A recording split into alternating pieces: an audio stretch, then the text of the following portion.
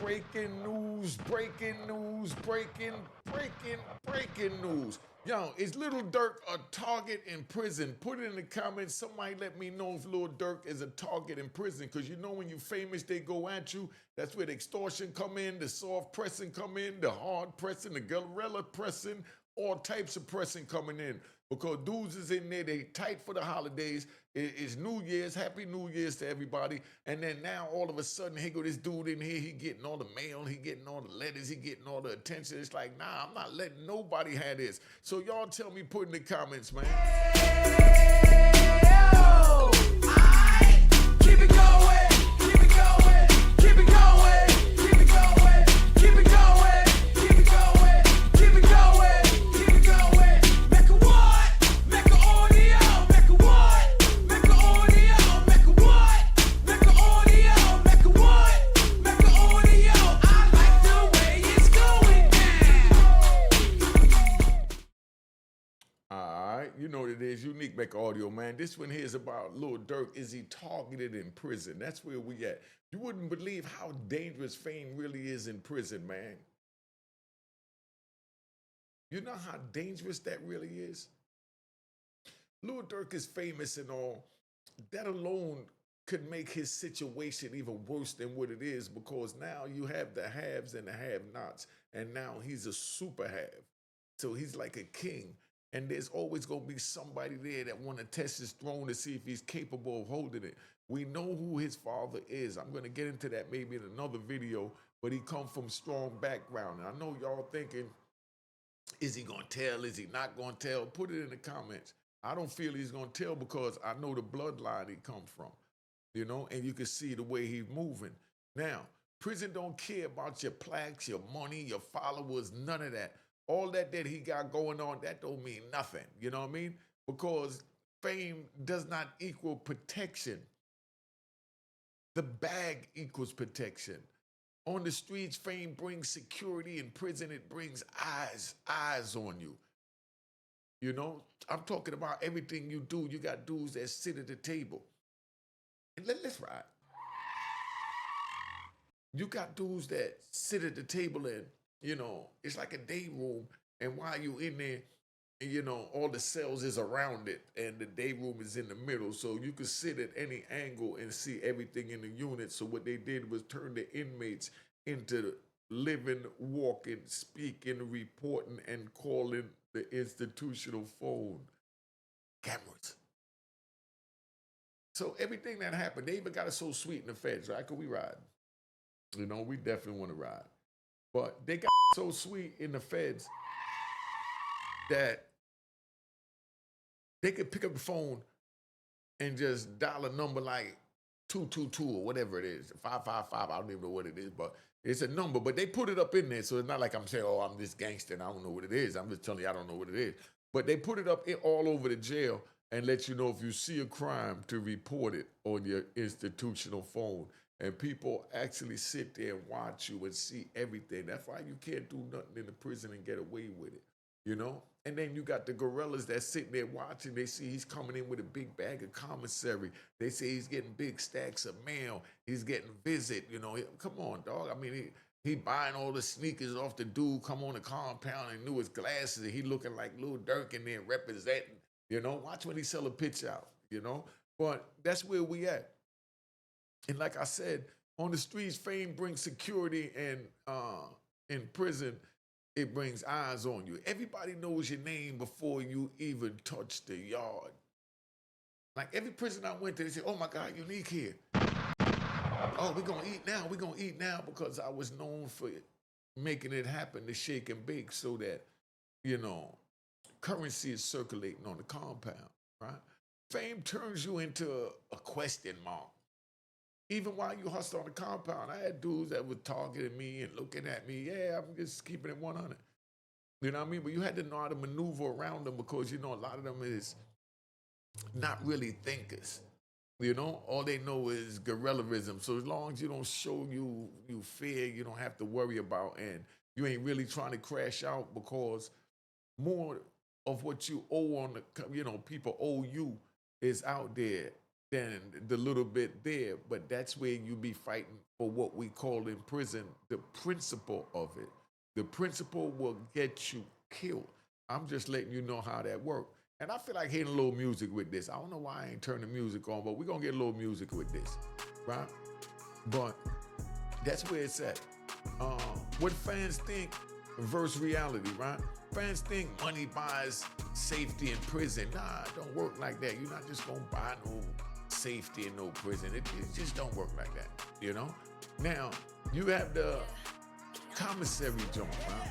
You only allowed to spend, let's say, $280, $290 a month in the commissary. So when you go to commissary and he spends this little money, and then he's sending money to other people's books, because that's what we do, to have them go to the store. So instead of only having $280 or $290 worth of commissary, you might have $1,500 worth of commissary, you know, and you move it around. And then when they got called opening the store, see, like here in the convenience store, we open up penitentiary stores. Dude buy a bag of chips, right? Bag of shebang. I just talked to my man yesterday, right? Cause we riding. I just talked to my man yesterday, Poncho. Big shout out to Poncho. I'm gonna do an interview with him. Poncho was telling me, he said, man, you know, I still had a bag of shebangs in my cell. They was old, stale. They were just sitting there because I just wanted the right moment to miss them and then have them again. I said, shebangs? And y'all looking what shebangs is. Well, shebangs, if y'all don't know, those is like Lay's potato chips in the prison when we was back in the 80s and 90s, and Lay's was, you know, like Lay's with crack, you know? But, so he said he sold a bag of shebangs that cost $1.25 or $100. He said they had some type of Salisbury steak that was nasty that night, and dude just, you know, wanted to, you know, have a taste of something different because they didn't sell the shebangs in his commissary, so he ain't eat shebangs in maybe 4 years, 5 years. Now he go banging shebangs. Would you pay $100 for a bag of your favorite chips that you haven't eaten in 4 years? But you locked up in prison and you can't get no other joints either now. Let's keep that right. Now, in prison, respect comes before money. You gotta respect that, remember that. If you're not gonna fight for yourself, then you're the biggest coward, so it don't matter how much money you have. Because whoever is holding you down to make you feel comfortable and safe while you're there, they're gonna eventually come back and just taking it all from you because they know in their heart they scorn you because you don't deserve to have it, because you didn't go through the hard times that put them there for them to have it. So you understand, right? Money without respect makes you a target. Now, it don't matter how much money you got. If you ain't got no respect, everybody's coming at you, you know? And then you're gonna try and get, you know, 1 or 2 or 3 or 4, whatever amount of dudes that you feel like paying off to keep everybody else off. But like I said, it's a matter of time before they flip on you, right? Now, prison politics, right? Simple and clear, right? And Happy New Year to everybody. Put in the comments, you know, what your new resolution is gonna be this year, right? Prison politics, simple and real. Prison politics don't care, you know, who you were on the outside. It's about what you are on the inside, how you stand up to your own, how you represent your own. That's what that's about. You get judged by how you move, not who you are. You have to be willing to bust your gun. That's your God you. Now, for those of you that don't know, and that's for your Banky Pound said the best. What do you call it? Bethlehem. I like to give him a shout out. I like Banky Pound. Go check out Banky Pound. Now, everything you do gets reported. Your phone calls, your whispers, your favors, whoever you think you talking to that's not gonna say nothing, that's gonna keep your secret or whatever you think is a secret. Listen, once you let someone else know, or once it comes off your lips, pause. That means that straight up, right there, it's no longer a secret. If you're not the only one that know it, it's not a secret. All right, remember you learned that here first at Unique Mecca Audio. Now, everything you do gets reported, like I said, because they have like the living cameras sitting there, guys that just sit there watching everything, right? If People think you're weak, they definitely gonna test you. It don't matter how much money you got, how much your daddy is. I'm not saying that Lil Durk to do me shock. I'm definitely not, because I know he holding his own. I'm just using it as a tutorial for you bastards and flip-flop women in public roles. Can't deal with you. Now, right? Why fame makes it worse? Famous inmates, right? They bring attention to everyone around them. Because, it's like, that's the sun. When he shine, everything around him shine, because he doing it big by going to the commissary, getting all those different bags. Like I said, people want stories, clout, and leverage. So you might have a dude that might try and sneak up on him and just snuff him. Pow, pow, pow. You know what I mean? To say that I snuffed Lil Durk. Now he can write a book on it, do a couple of YouTube interviews, make a couple of grand, and before you know it, he's off to the races. Now, some people want to say that they tested your credibility. Like, man, I dissed that dude. And let me tell you something stupid as this, right? Because what we doing, we ride. Tell you something stupid as this. A dude would sit there and every day before lockdown, he asks a man for a cup of soup, or a butt naked soup. That's the flat ramen soup with just a season pack. Now, it don't even come with nothing to cook it in, so that's why you call it a butt naked soup. Now, so you got your butt naked soup, right? Every night he come get a butt naked soup. It only costs 20 cents. You go to the store, you buy the limit every week, 48 soup, about like $4.80, right? Now, see, I still remember because I was my regular for 20-something years. But anyway, so you go buy your little butt naked soup. You got butt naked soup and you sitting there and you chilling. And now every night this dude comes in and give him a butt naked soup because he asked for a butt naked soup. Tell you about how he, he doing bad. His family ain't messing with him. Nobody ain't looking out for him. His homies don't do this. Homies don't do that. They always talk about their homies like they got to do that to get something. Just be a man and say, yo, I'm hungry, dog. You know what I mean? Just say, I'm hungry, dog. So that's where that goes. So now he comes up there and every night he gets a soup. And then now they out in the day room, they playing cards, and something happened, misunderstanding. Now dude calling him out his name, talking about you mother, you, and he talked to him all kinds of ways. And then they get in a fight and they go in the hole. And then you ask, yo, why did you talk to that man like that? Man, because he a sucker. Every night I go up there, he give me a butt naked soup. Oh, he a sucker because he give you 20 cents a night? To make sure your rotten, dirty, stupid, backward ass don't. Come on, man. But, that's where dudes say, man, he a sucker because every night he give me a butt naked soup. That's how crazy this is, right? So that's why being unknown can be safer. You know what I mean? Because some people want to say they tested the celebrity. You know how that go. But like I said, being unknown can be safer sometimes. Let me see how to put that. The safest inmate is the one nobody notices, right? Meaning, that dude that he just wear the institutional clothes and he stand the cut. He don't talk to nobody. That's that same dude that you walk by every day on the corner by the bus stop. But he just leaned back against the building to be invisible, and all you looking at is what's in front of you, so you don't even see him. 20 years later, you run into him somewhere in a prison. And you say, man, I remember you. Nah, where I know you from, man? You used to always walk by the bus stop. Blah, blah, blah, blah. Man, I don't remember walking by that bus stop, man. I walk by that bus stop, and I'm telling you, I see you there every morning, 8 o'clock. Yeah, I used to go there. I used to go down there and hustle on 14th Street, so I took the bus down there. What? Man, I don't know you.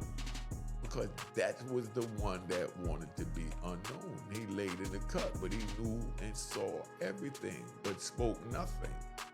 The safest inmate is the one nobody notices. If you in the cut, nobody notice you. You ain't wearing nothing flashy. You ain't talking loud. You ain't in front of the TV. You ain't running for the phone. You know what I mean? You ain't walking in with no big ass bag of commissary like, nah, I got mine. You don't. Nobody's gonna notice you and you good. You know what I mean? Now, unknown means no exceptions. No exceptions. That means that you're just straight up invisible. You don't want to talk to nobody. You just want to do your time and get out there. And I met a couple of dudes that did it just like that. Because let's look at Lil Durk's realistic situation, right? Lil Durk's name carries weight, good and bad. Now, you already know they had the beef from the street, but now that's where it comes in, where I tell you that over there in Chicago, they might be gunning for each other's lives and taking each other's lives. But when they go in that penitentiary, that penitentiary, and them big corn-fed Europeans start, coming at them talking about they got an issue with the Chicago car, and it's only 5 of them there. 3 from one set, 2 from the other set. They done killed each other to get there. What does that mean right now? Now they got to survive, so now they got to unite as one and push against these big corn-fed. And that's where the other, cause of that nationality is going to get involved, because that's how it works in prison. That's why I say don't do it. It's not worth it. You don't want to go to prison, so you fully understand. Now, his past, his cities, altercations, all of that could come back to haunt him in the prison. Because you might even meet a crash dummy that say, man, I don't care how much it was here. Yeah, I'm not teaming up with him. And then some people would say, nah, that's my man because he's standing on business, that he don't care if they outnumbered. That's his enemy. I'm doing life for this man, for going at my ops, which is his brother, and now I'm supposed to sit down and break bread, live in a cell, and protect him and carry to Bethlehem? Has you lost your cotton-picking mind? I've seen dudes like that. And many times they got carried out in a body bag or airlifted. Just letting you know how the penitentiary is for real. You know what I mean? Every move that Lil Durk do will be analyzed. There's gonna be somebody watching say he should have did this, he should have did that, But they ain't doing nothing they damn self 9 times out of 10. Those are the ones that got the biggest voice and the biggest opinion, right? Now, engagement questions, right? Let me drop you these naturally, right? Let me ask y'all something, right? Would you rather go to prison famous or unknown? Tell me why. Would you rather go to prison famous like Lil Durk or unknown like Unique Mecca Audio? All right? Let me know, right? Do you think money really protects you on the inside? Y'all tell me why you think money would protect you on the inside and why it wouldn't protect you on the inside, Because you can have the money and you be willing to push your knife to protect it. Or you can have the money and not be willing to fight for it, and now everybody come at you from every angle, But at the end of the day, you have a sweet bid, you get out, the little money you gave them, you chalk it up to charity, but you made it out after 2 years of being, soft pressed. And in a way, that could fall under self-pressing too. People press themselves by every time they see somebody, they feel they have to offer somebody something. Somebody come over and they get ready to leave and you got them all in your closet, that's what you call self-press. But now if you generally go in your closet, you get out the things that you don't want, you say, hey, homie, you want this, you know what I mean? You know anybody that want this? That's not self-pressing, but self-pressing is when you damn near ready to take the shirt off your back because dude like your shirt, so you understand, right? Now, do you think money protect you on the inside? That's the main thing, right? And let me know, do you think money protects you on the inside? Tell me if I'm wrong in this comment. Please tell me if I'm wrong in this comment. Right?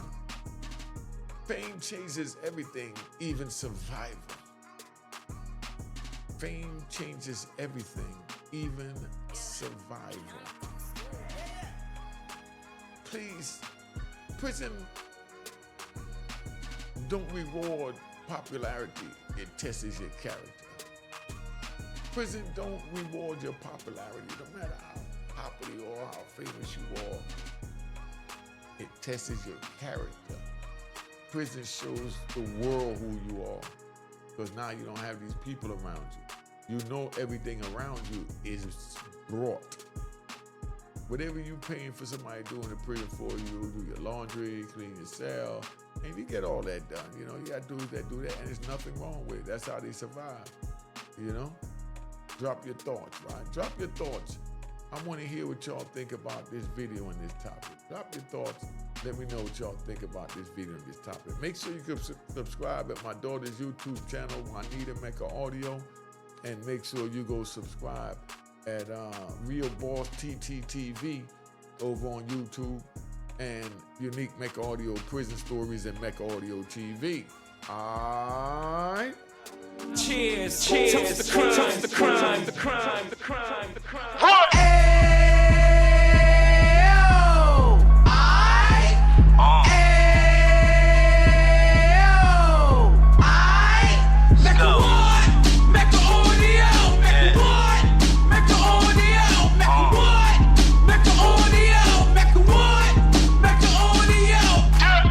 Fresh out the can of 26, he back on the strip, getting back in the mix. What he mentions a gift. You stand up 10 toes down, and I suggest you pay attention to this. Take a little gully posse and put it in hall. He cut from the bottom, came up from the bottom. Drop the book, you should go and get it. The Instagram page and the YouTube, you could go and visit.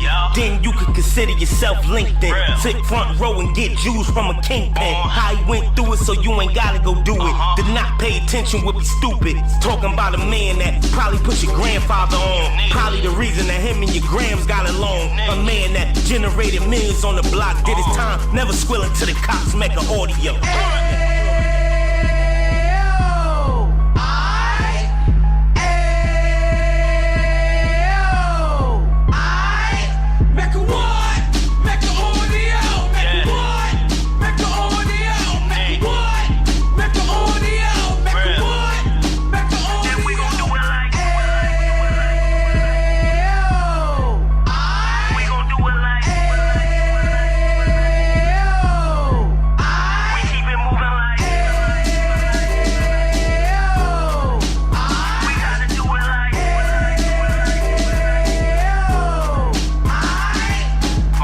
Get it live like 2 G's in the 90s. Drop top beamer so shiny. I let shorty go, she was whining. Treat her like my past, she behind me. Spend a couple bands on the Dapper Dan. You eat back again, getting green like a Packers fan. No cap, it's a roaring uptown. They be whoring uptown, Dominican bust downs. Now we on the positive, you got a lot to give. Now you trying to stop the kids from being inoperative. So take heed, homie, lend a ear. He started in uptown, he gon' finish dead. But now it ain't about selling drugs, buying cars. It's about buying property to make the community yours, so we can get back to the cheers, cheers, toast the crime, the crime, the crime, the crime, the crime.